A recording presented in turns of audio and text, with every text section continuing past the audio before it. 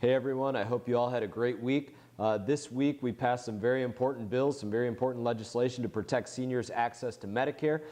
This past weekend, a weekend ago, we hosted a roundtable in Miami to discuss the rollout of the Water Resources and Development Act. The Water Resources and Development Act, that is, it's the bill that includes all of the Everglades restoration projects. We held a foreign affairs hearing with the highest-ranking defector from North Korea, and on transportation and infrastructure, we held a hearing on the lessons that we've learned from the hurricane season that we just experienced. And as discussed yesterday, on the video that we put out, there was a lot that went on with the House leadership rolling out the tax plan. So before we get into all of that, I just want to speak briefly about the terror attack that occurred this week in New York. My wife Brianna and I, we have prayed for the families, the 8 innocent lives that were lost, for absolutely no reason other than the fact that there are sick, hate-filled Islamic jihadists out there that are set on destroying our way of life. And I can tell you that as a member of the subcommittee on counterterrorism, working on countering ISIS, their evolving methods of terror, it's something that I am focused on. It's something that is a day-to-day part of the work that I do here in Washington. We are committed to working with the president to root out these radicals and to make sure that they have absolutely zero access to even entering America. And that is my commitment. And again, prayers of my family are with the family of those who have lost their loved ones. Having said that, I want to switch gears to talk a moment about something that's more positive. Last Friday, I brought members of the Transportation and Infrastructure Committee from around the country to Florida to talk about the upcoming 2018 Water Resources and Development Act. That bill, the Water Resources and Development Act, it's the bill that authorizes all of our Lake Okeechobee projects. It authorizes all of our Everglades projects. It is the central piece of legislation that allows us to accomplish the goals of fixing our water quality issues in the community. It's an incredible milestone to have the committee come down to our area, because that Water Resources and Development Act, it affects water projects across the breadth of this entire country, water projects from California to New York, Lake Michigan, the Mississippi River. It affects water projects everywhere. But we did this rollout in one place. We did it here. We toured Lake Okeechobee, the dikes, the rivers, the ports. Our projects are a priority right now. They are getting the attention and the funding from my committee, and as many of you have heard me say since the day that I was elected, every single time I get the chance to speak to our president, every chance I can, I talk to him about these projects, and he has made it his priority too. I've asked him to make it a priority. Others have asked him to make it a priority, and he just last week spoke up about this very issue, our water issues, and Lake Okeechobee and the dike, and said he is going to make that a priority for him as well. So it is working, and it is working to get those members from my committee from around the country to see our issues firsthand, to put their eyes on them and to take an interest in them so that we can get these important projects brought to fruition. So I'm very, very proud about what has occurred there in bringing the committee down here to see what's going on, because we're getting going on this act, and that means getting going on all of our projects even more that have to do with our waterways. So changing gears again, we passed 2 important health bills this week. The first was protecting seniors' access to Medicare Act. You might know that right now there is a small board of about 15 appointed members that's called the Independent Payment and Advisory Board. It makes recommendations to Medicare cuts with absolutely zero accountability, zero oversight from Congress. This is just irresponsible overreach of power. So this bill that we passed in the House, it does eliminate the unaccountable board to make sure that the seniors have the proper access to Medicare coverage. So it was a very important thing that we got done there. The second thing that we did was to reauthorize the Children's Health Insurance Program, also known as CHIP. Now this bill, it extends funding for children's health care For 5 years, it extends very crucial programs such as community health centers. Most of you that have been out to the many town halls that we do, you've probably seen us bring those people from the community health centers out there to talk about the incredible job that they do in providing health care in our community. This is going to help with the vulnerable, low-income families and children across the country.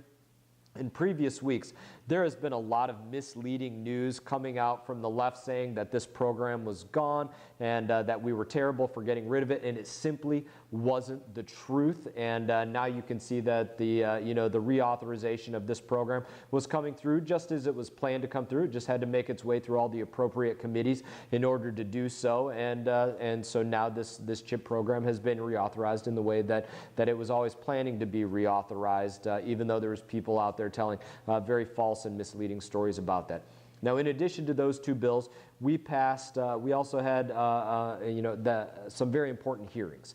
Now, I mentioned briefly that hearing that we had on Foreign Affairs with the opportunity to question Tae-Young-ho. He is the highest ranking North Korean official ever to defect. And I asked him about some concerns that I have with North Korea, including North Korea's nuclear cooperation with other countries, most importantly with Iran and with China. We know that those two countries have a history of military cooperation. We know that the possibility of North Korea providing nuclear weapons to Iran is a very, very real threat. He also informed me that North Korea is using Chinese-made trucks for deployment of their ICBM technology, that goes on the back of vehicles so that they can be portable and placed in various locations that makes it much more difficult to track. Those are on Chinese trucks that weren't supposed to be used for that reason. Chinese technology, scientists and technicians to build the first class of submarines there in North Korea. That's another very, very real threat that we can't allow. If you want to think about the fact that ICBMs aren't just their nuclear weapons aren't just delivered on ICBMs. They can also be placed onto a submarine. That submarine can be parked off right off of one of our allies, like Japan, off the coast of the United States of America, and delivered with much less warning than what we would have if it was coming from one side of the earth to another. So a nuclear alliance between two of our greatest enemies would be a very, very dangerous thing, something that we should not allow or tolerate in any way whatsoever. So Mr. Tae, he provided some extremely important insight into that relationship. We held a hearing over at the Transportation and Infrastructure Committee where we reviewed hurricane season and what we experienced, and we identified some of the key challenges that we faced in our recovery efforts, how we can learn from some of our shortcomings, and how to lower some of the recovery costs that we face. It's important that we learn from what we went through and what went wrong. And so we figure out how we can facilitate better cooperations between agencies like FEMA and the Army Corps and the EPA. In the Army, we call it an after-action review or an AAR, and that's what we're doing here. It was a very important subcommittee hearing. There's a lot that got done there. Finally, House leadership unveiled the long-awaited tax bill, the Tax Cuts and Job Act. And I'm very, very excited about that. Everybody should have a big smile on their face about this. I've said for a long time now that we need a massive overhaul of our tax code. It's simply too complicated. It puts a massive burden on families. It stifles job growth. As I spoke about yesterday in that video that was very specifically just talking about tax cuts, it's your money, and we're going to make sure that you get to keep more of your money, that Washington, D.C. isn't touching it. The other battle is getting this dang place, Washington, D.C., to spend less. Now, this would be the first serious change to simplify our tax code and lower middle-class taxes since the Reagan administration. You will get a bigger paycheck. You will have lower rates. You will have a much simpler and fairer code. Far too often people in Washington forget that every dollar that is spent in Washington, it is the fruit of somebody else's labor. It's the fruits of your labor. And this would change, it would mean that you get to keep more of the money that you earn. Fairer tax code. As I said, our tax code, it's way too complicated. So I do support eliminating a lot of those special interest loopholes that are used by many, making sure that you get to file your taxes so that it's so simple that you can do it on a postcard. That is a priority. making sure that we get more jobs in our country. Our country's tax code hurts innovation. It crushes small businesses. I support reducing the tax code to a level that levels the playing field for American job creators, brings more businesses to the United States of America. It allows for higher wages, because you keep more of that money in your pocket. These bold ideas will radically change the way that Washington works and propel America to being #1 in competitiveness.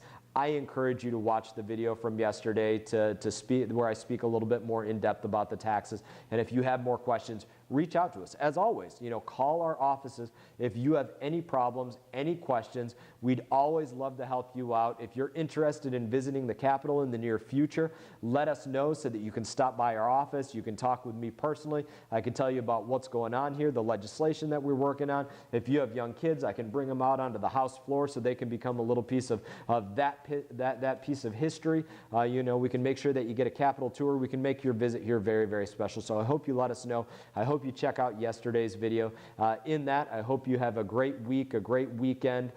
Maybe we'll see you all around the air shows. Hopefully, I got to go out there and jump out of a plane, at the air show. So that's going to be a great time.